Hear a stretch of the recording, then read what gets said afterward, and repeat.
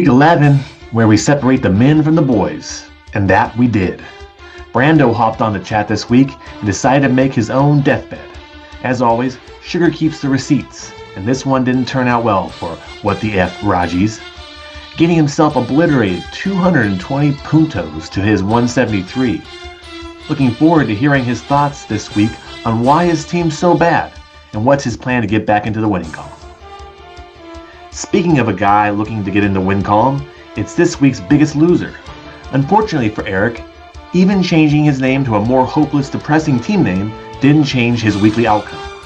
The Cleveland Steamers, aka Steamers Factory of Sadness, aka We Stink Worse Than the Browns, which is pretty hard to do, loses the Brent's Proof of Conspiracy, 100 puntos to 143 puntos.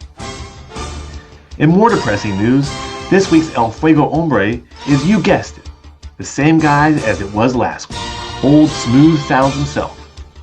Bill wasn't even in the conversation of EF Hombre going into Monday night, and then, poof, like some goddamn magician, he appeared atop the leaderboard.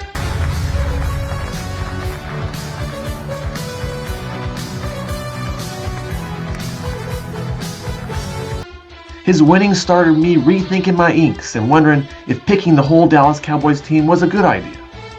So I figured I'd check in with chat and see what they have to say about Bill's team. Guess what?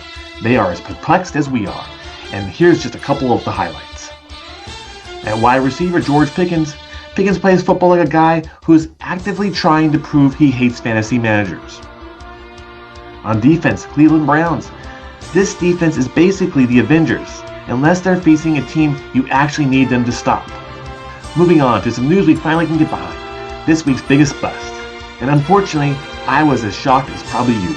But this week's biggest bust was the Rams versus Seahawks game. Talk about ugly. God, Sammy D should have been considered QB1 for the Rams, as he completed more passes to their guys than Stafford did. What a huge letdown. Well, that's all I got for you. Let's hope Brandon's text messages work out so we can hear how his Week 5 loss isn't going to turn into 6. Love y'all, Sugar Bear.